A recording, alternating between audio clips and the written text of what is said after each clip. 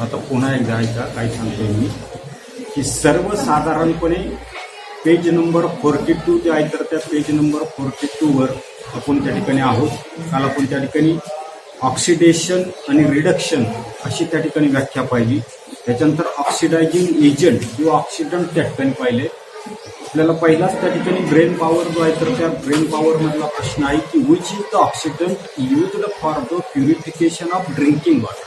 पिण्याचं असणारं ते काही पाणी जे आहे तर ते पाणी त्या ठिकाणी शुद्ध करण्यासाठी कोणत्या प्रकारचं त्या ठिकाणी असणारं काही ऑक्सिडंट जो आहे तर तो ऑक्सिडंट त्या ठिकाणी वापरला जातो.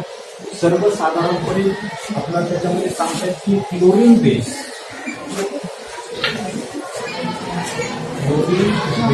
ऑक्सिडंट ज्याच्यामध्ये सर्वसाधारणपणे क्लोरीन हा घटक असेल अशा प्रकारचा ऑक्सिडंट त्या ठिकाणी वापरला जातो. उदाहरणार्थ ब्लिचिंग पावडर येते का लक्षात. ब्लिचिंग पावडर जे आहे तर त्या ब्लिचिंग पावडरचा त्या ठिकाणी वापर जो आहे तो वापर त्या ठिकाणी. दुसरा क्वेश्चन आपल्याला दिलेला आहे की why is potassium permanganate used for during the cleaning water tank. आपली जी काय असणार ती काही टाकी जी आहे पाण्याची असणार ती काही टाकी जी आहे तर ती टाकी स्वच्छ करण्यासाठी सर्वसाधारणपणे पोटॅशियम परमॅंगनेट जे आहे तर त्या पोटॅशियम परमॅंगनेटचा वापर त्या ठिकाणी केला जातो. कारण आपल्या लक्षात येत नसते की पोटॅशियम परमॅंगनेट जे आहे पोटॅशियम परमॅंगनेट दॅट इज KMnO4 म्हणजे ऑक्सिडायझिंग हा काय आहे ऑक्सिडायझिंग एजंट. आता ऑक्सिडायझिंग एजंट आपण पाहिले की हा काय करता नसते की असणारा अशा प्रकारचा सबस्टन्स की जो सबस्टन्स काय करता नसते ऑक्सिडेशन रिॲक्शनसाठी लागणारा जो काय ऑक्सिजन जो आहे तर तो ऑक्सिजन त्या ठिकाणी अवेलेबल करताना दिसतो.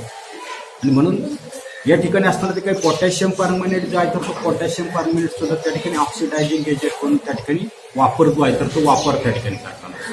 त्याच्यानंतर पुढे we have seen just now that potassium permanganate is a chemical oxidant. आत्ता आपण पाहिलं की सर्वसाधारणपणे पोटॅशियम परमॅंगनेट जो आहे तर तो पोटॅशियम परमॅंगनेट काय आहे रासायनिक अशा प्रकारचा ऑक्सिडंट त्या ठिकाणी. Now have a look at the following reaction. आणि म्हणून त्या ठिकाणी आपल्याला रिॲक्शन जे आहे तर त्या रिॲक्शनचा विचार जो आहे तो विचार त्या ठिकाणी की सर्वसाधारणपणे असणारे काही पोटॅशियम परमॅंगनेट जे आहे तर त्या पोटॅशियम परमॅंगनेटची फेरस सल्फेट बरोबर रासायनिक अभिक्रिया करायची.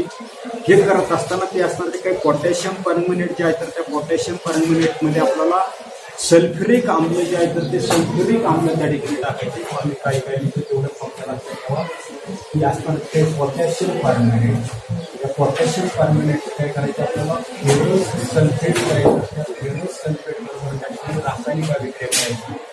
त्याच्यानंतर असणारे ते सल्फ्युरिक आम्ल जे आहे तर त्या सल्फ्युरिक आम्लाबरोबर रासायनिक अभिक्रिया जे आहे रासायनिक अभिक्रिया. आता या तिघांचं असणारे काही रिॲक्शन जे आहे तर ते रिॲक्शन झाल्यानंतर पहिल्यांदा आपल्याला त्या ठिकाणी पोटॅशियम सल्फेट त्या ठिकाणी मिळताना दिसतं. दुसरं असणारं जे काही प्रॉडक्ट जे आहे तर ते दुसरं प्रॉडक्ट आपल्याला सांगितले मॅग्नेशियम सल्फेट त्या ठिकाणी मिळताना दिसतं. आणि तिसरं असणारं जे काही प्रॉडक्ट जे आहे तर ते आयर्न सल्फेट त्या ठिकाणी मिळतात. जेवढे आहेत तेवढे मी त्या ठिकाणी घेतले. पहिलं आपल्याला सांगितले पोटॅशियम सल्फेट जे आहे तर ते पोटॅशियम सल्फेट त्या ठिकाणी मिळतात. दुसरं आपल्याला लक्षात येत असते की मॅग्नेशियम सल्फेट जे आहे तर ते मॅग्नेशियम सल्फेट त्या ठिकाणी मिळतात. आणि तिसरं आपल्याला सांगितलं की आयर्न सल्फेट. आता या ठिकाणी Fe2SO4 अशा पद्धतीने जरी त्या ठिकाणी सांगितलं. त्याचबरोबर असणारे जे काही पाणी जे आहे तर त्या पाण्याचे असणारे काही रिलीज जे आहे तर अशा पद्धतीचे असणारे जे काही रिॲक्शन जे आहे तर ते रिॲक्शन्स आपल्याला त्या ठिकाणी. आता दिलेली रिॲक्शन जी आहे तर ते दिलेली रिॲक्शन्स आपल्याला बॅलन्सिंग करायची. आणि बॅलन्सिंग करण्यासाठी आपला बराचसा वेळ त्या ठिकाणी जातो. इक्वेशन जे आहे तर ते इक्वेशन आपल्याला त्या ठिकाणी बॅलन्स. जेवढं अवघड काही तुम्हाला परीक्षेला विचारलं जाणार नाही फक्त तुम्ही लक्षात येते लक्षात. आता अशा पद्धतीनं आपली ही अशा पद्धतीची बॅलन्स अशा प्रकारची असणारी काही इक्वेशन जे आहे तर ते इक्वेशन आपण देतो. आता याच्यामध्ये काय आपण असते की which compound is oxidised by the potassium permanganate in the presence of the acid in this reaction. तर या ठिकाणी जी काही रासायनिक अभिक्रिया जी आहे तर त्या रासायनिक अभिक्रियेमध्ये आपल्या लक्षात असते की असणारे काही पोटॅशियम परमॅंगनेट तर ते पोटॅशियम परमॅनेट नेमकं कोणाचं त्या ठिकाणी असणार जे काही ऑक्सिडेशन्स त्या ठिकाणी करता नसते, तर आपल्या त्या ठिकाणी लक्षात येता नसते ही पोटॅशियम परमॅनेट जे आहे तर ते पोटॅशियम परमॅनेट असणार जे काय आयर्न सल्फेट जे आहे तर त्या आयर्न सल्फेटचं असणार जे काही ऑक्सिडेशन जे आहे तर ते ऑक्सिडेशन त्या ठिकाणी करतात. आणि म्हणून या ठिकाणी आपल्याला पुढे सांगता येईल की here Fe2SO4 that is the ferrous sulphate म्हणजे आहे Fe2SO4 इज ट्रान्सफर्ड इंटू काय सांगितलं आपल्याला Fe2SO4 थ्राईस अशा पद्धतीचं असणार काही ट्रान्सफॉर्मेशन जे आहे तर ते ट्रान्सफॉर्मेशन KMnO4 काय करताना दिसते याचं त्या ठिकाणी ऑक्सिडेशन त्या ठिकाणी करताना दिसते, याचं ऑक्सिडेशन करताना त्या ठिकाणी करताना दिसते FeSO4 जे आहे तर त्याचं रूपांतर त्या ठिकाणी आपल्याला Fe2SO4 थ्राईस मध्ये त्याचं असणार रूपांतर जे आहे तर ते रूपांतर त्या ठिकाणी होतं. Now let us see how this conversion is an oxidation rate.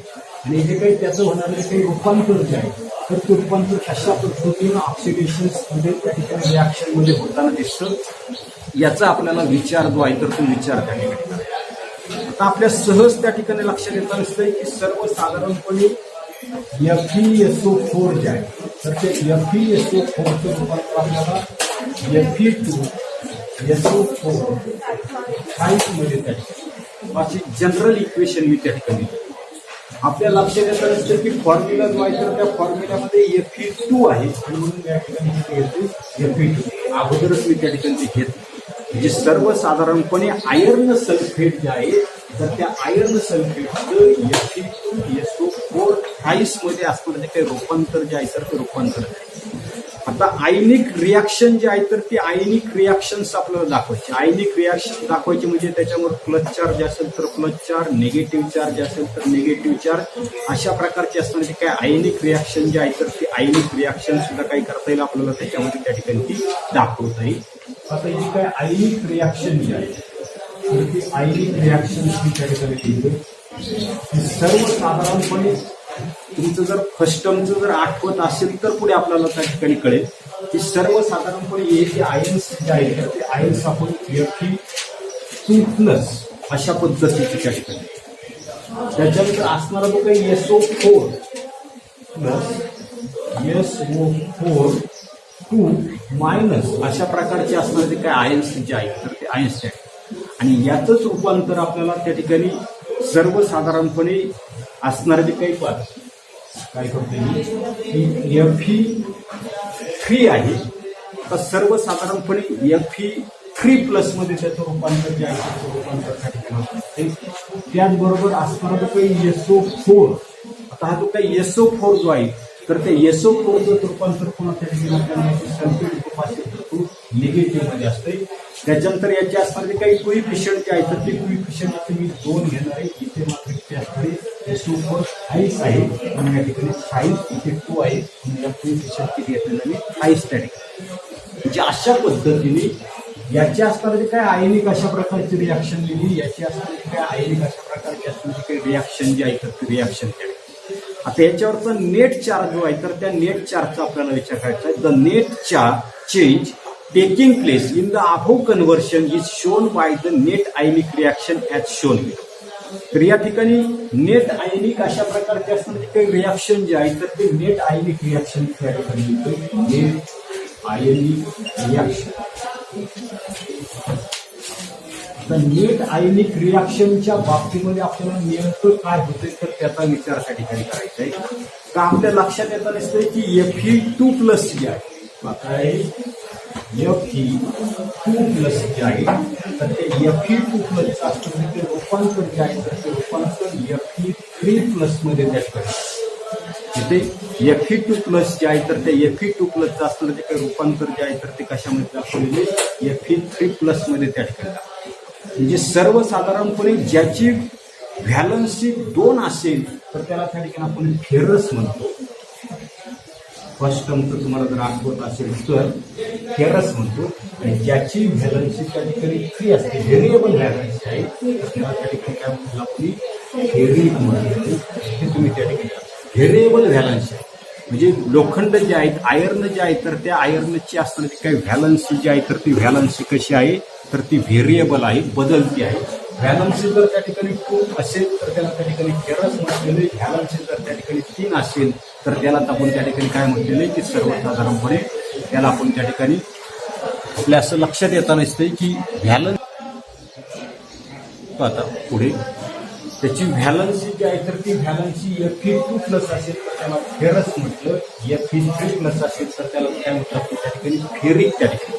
म्हणजे सर्वसाधारणपणे याचं असणारं जे काही रूपांतर जे आहे की Fe2 प्लस मधून त्या ठिकाणी Fe3 प्लस मध्ये आपण त्या ठिकाणी These net ionic reactions represent the oxidation brought about by the potassium permanganate. म्हणजे Fe2 चं रूपांतर Fe3 मध्ये झाले.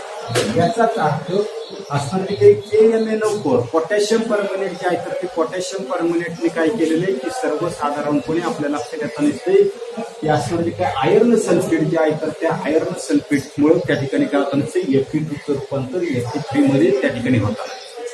तर याच्यामध्ये आपल्याला लक्षात येताना दिसते की फेरिक आयन्स आहे.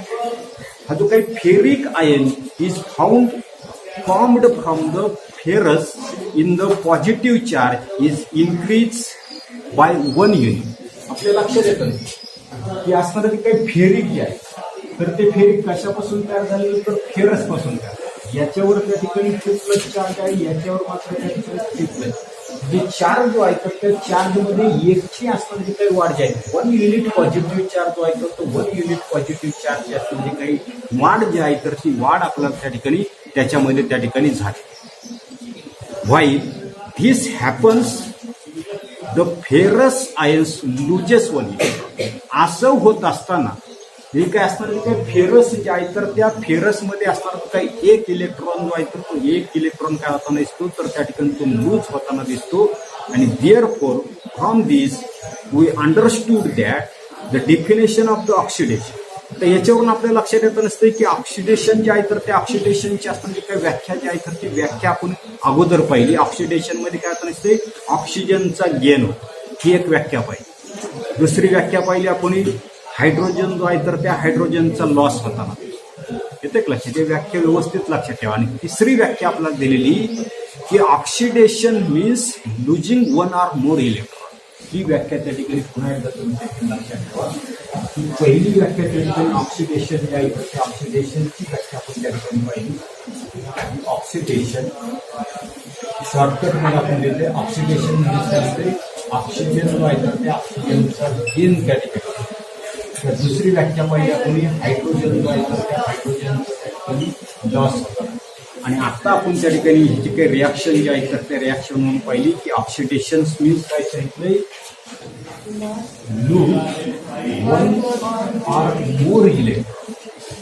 त्याच्यामधून एक किंवा एकापेक्षा जास्त इलेक्ट्रॉन जे आहे तर ते जास्त इलेक्ट्रॉन जरी त्याच्यामध्ये लूज होत असतील तर त्याला सुद्धा काय म्हणणार आपण ऑक्सिडेशन रिॲक्शन्स त्या ठिकाणी म्हटलेले की ऑक्सिडेशन्स त्या ठिकाणी म्हटले. त्याच्यानंतर पुढे पहा पुढच्या पानावर पेज नंबर 43 वर कॅन यू टेल म्हटलेले look at the chemical equation 6.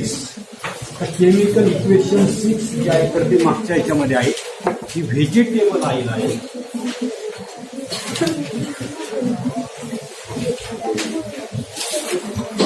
Vegetable oil जे आहे तर याच्यामध्ये अजून काही घेतलेलं hydrogen H2 gas H2 gas त्याच्यामध्ये कोणतं सोडला 60 डिग्री सेंटीग्रेड आणि निकेल हा तो असणार काही कॅटलिस्ट वापरतो. याचा असणार की काही रूपांतर जे आहे तर ते रूपांतर वनस्पती घी जे आहे तर त्या वनस्पती घी म्हणतो.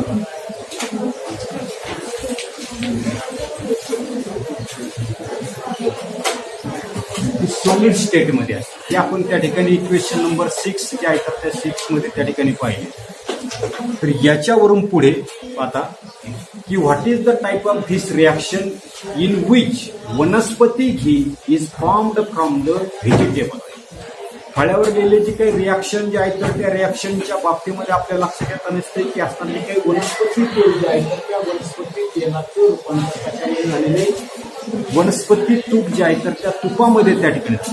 आता या ठिकाणी आपल्या लक्षात येत नसतं की हायड्रोजन जो आहे तर त्या हायड्रोजनचा काय झालेला गेन काय झाले गेन झाला. ऑक्सिडेशनच्या बाबतीमध्ये काय म्हटलं कोणी, ऑक्सिजनचा गेन किंवा हायड्रोजनचा काय म्हटलं ते लॉस. इथे मात्र काय आपण हे रिॲक्शन काय त्या रिॲक्शनमध्ये हायड्रोजन जो आहे तर त्या हायड्रोजनचा त्या ठिकाणी गेन त्या ठिकाणी होताना दिसतो. आणि रिडक्शन असणारी जी काही रिॲक्शन जे आहे तर त्या रिडक्शन रिॲक्शनमध्ये आता त्याच्या उलट लक्षात ठेवायचं की हायड्रोजन जो आहे तर तो हायड्रोजनचा गेन त्या ठिकाणी. ऑक्सिडेशनमध्ये काय होता दिसते, ऑक्सिजनचा गेन होतोय. रिडक्शनमध्ये मात्र त्या ठिकाणी हायड्रोजन जो आहे तर त्या हायड्रोजनचा गेन त्या ठिकाणी होता. पुढे similarly the reaction in which A reactant loses oxygen two form the product is also called reduction reaction. दुसरी व्याख्या आपल्याला सांगते, रिडक्शन रिॲक्शन मध्ये काय आपण म्हणते, ऑक्सिजन जो आहे तो ऑक्सिजन काय आपण लूज त्या ठिकाणी. व्याख्या नीट लक्षात घ्या. ऑक्सिडेशन दुसरी आपण पाहिली, रिडक्शन. दोघांमधला फरक लक्षात ठेवायचा आहे की ऑक्सिजनचा गेन होतो किंवा हायड्रोजन जो आहे तर हायड्रोजनचा लॉस. रिडक्शनच्या बाबतीमध्ये आपण आता हायड्रोजन जो आहे तर त्या हायड्रोजनचा गेन होतो किंवा ऑक्सिजन जो आहे तर तो ऑक्सिजन का लूज होताना दिसतो. अशा पद्धतीचे असणारे काही डेफिनेशन जे आहे तर ते डेफिनेशन तुम्ही त्या ठिकाणी लक्षात ठेवा. म्हणजे अशा प्रकारची रासायनिक अभिक्रिया की ज्या रासायनिक अभिक्रियेमध्ये असणारा जो काही रिॲक्टंट जो आहे तर तो रिॲक्टंट काय करत दिसतोय, ऑक्सिजन जो आहे तर तो ऑक्सिजन त्या ठिकाणी लूज करत असेल तर अशा प्रकारची असणारी काही अभिक्रिया ज्या आहेत तर त्या अभिक्रियेला आपण त्या ठिकाणी रिडक्शन रिॲक्शन्स त्या ठिकाणी. The substance that brings about the reduction is called reductant or the reducing agent. जसं आपण त्या ठिकाणी ऑक्सिडन्स किंवा ऑक्सिडायझिंग एजंट त्या ठिकाणी पाहिजे. ऑक्सिडायझिंग एजंट कशाला म्हटलं की अशा प्रकारचा केमिकल सबस्टन्स जो काही करताना दिसतोय की एखादी असणारी काही अभिक्रिया जी आहे तर त्या अभिक्रियेमध्ये ऑक्सिजन त्या ठिकाणी अवेलेबल करताना दिसतो. कशाच पद्धतीत या ठिकाणी आपल्याला सांगितले की अशा प्रकारचा सबस्टन्स तो सबस्टन्स काय करताना दिसतो, रिडक्शन करताना. रिडक्शन करताना दिसतो म्हणजे तो काय करताना दिसतोय की सर्वसाधारणपणे रिडक्शनचे आपल्याला आज लक्षात आले की हायड्रोजनचा गेन होत असेल किंवा ऑक्सिजन जो आहे तो ऑक्सिजन त्याच्यामधून त्या ठिकाणी काढून घेत असेल तर त्याला आपण त्या ठिकाणी म्हटलेले रिडक्टंट किंवा त्या ठिकाणी दुसरा शब्द आहे रिड्युसिंग एजंट. आता उदाहरणार्थ त्या ठिकाणी पुन्हा आपल्याला दिलेले की when hydrogen gas is passed over black carbon oxide a reddish colour layer of the copper is. आता ठिकाणी असताना काही ऑक्सिडेशन रिॲक्शन जे आहे तर त्या ऑक्सिडेशन रिॲक्शनच्या बाबतीमध्ये सांगितलेले की सर्वसाधारणपणे आपल्याला सांगितलंय की हायड्रोजन गॅस तर तो हायड्रोजन गॅस काय केलेलं आहे की अशा प्रकारचं फक्त अशा प्रकारचं असणारं एक कॉपर सल्फेट जे आहे तर त्या कॉपर सल्फेटवरून त्या ठिकाणी पास जर केला तर आपल्या लक्षात येतं नसते की सर्वसाधारणपणे त्या ठिकाणी आपल्या ऑक्सिजन जो आहे तर तो ऑक्सिजन त्या ठिकाणी निघून जाताना दिसतो आणि आपल्याला असणारे काही वॉटर जे आहे तर ते वॉटर म्हणजे याच्यामधला असणारा जो काही ऑक्सिजन जो आहे तर त्या ऑक्सिजनचा काय झालाय लॉस. आणि आता आपण व्याख्या पाहिली रिडक्शनची. रिडक्शनमध्ये आपल्याला लक्षात येत नसते की सर्वसाधारणपणे हायड्रोजनचा गेन किंवा सर्वसाधारणपणे आता काय सांगते मी याच्यामध्ये कॉपर ऑक्साईड जे आहे तर त्या कॉपर ऑक्साईड मधला ऑक्सिजन जो आहे तर तो ऑक्सिजन लूज झाला. कशावरून लूज झाला की आपल्याला लक्षात येते की कॉपर ऑक्साईड मधला ऑक्सिजन जो आहे तर तो ऑक्सिजन या ठिकाणी जाऊन त्या ठिकाणी आणि म्हणून या ठिकाणी आपल्याला लक्षात येत नसते की अशा प्रकारची असताना जी काही रासायनिक अभिक्रिया जी आहे तर त्या रासायनिक अभिक्रियेच्या बाबतीमध्ये रेड कलरमध्ये काय म्हटलेले की which is the reductant in this reaction and which reactant has undergo reduction. जे असणारी काही रासायनिक अभिक्रिया ज्या आहेत तर त्या रासायनिक अभिक्रियेमध्ये कोणता त्या ठिकाणी रिडक्टंट आहे आणि दुसरं आपल्याला सांगितलंय की असणारा जो काही रिडक्टंट जो आहे तो रिॲक्टंट जो आहे तर त्याचं त्या ठिकाणी आपल्याला रिडक्शन त्या ठिकाणी आता तेच खाली त्या ठिकाणी सांगितलेलं का in this reaction and oxygen atoms goes away from the copper oxide.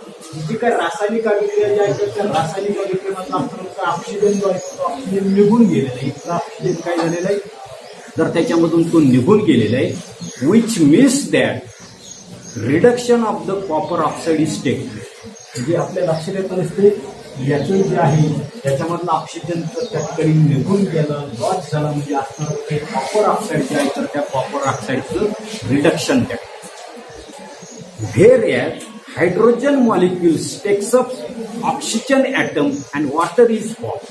आणि हा जो काही निघालेला जो काही ऑक्सिजन जो आहे तो ऑक्सिजन कोणी घेतलेला आहे, हायड्रोजन जो आहे तर त्या हायड्रोजनने घेतला आणि हायड्रोजनने काय केलं त्याच्याबरोबर असणारे काही पाणी जे आहे तर ते पाणी त्या म्हणजे अशा पद्धतीने आपल्या लक्षात येत असते की oxidation and reduction reactions occur simultaneously. हा काय करता दिसते ऑक्सिडेशन, ते ऑक्सिजन निघाला याने त्या ठिकाणी म्हणजे याचं त्या ठिकाणी रिडक्शन झालं, याचं त्या ठिकाणी काय झालेले ऑक्सिडेशन त्या म्हणजे एकाच वेळेला दोन्ही अशा प्रकारच्या असणाऱ्या काही रासायनिक अभिक्रिया ज्या आहेत तर त्या रासायनिक अभिक्रिया त्या ठिकाणी घडून येताना दिसतात. एवढाच भाग आपण त्या ठिकाणी पाहणार आहोत. पुढील भाग पुढील तासाला पाहू.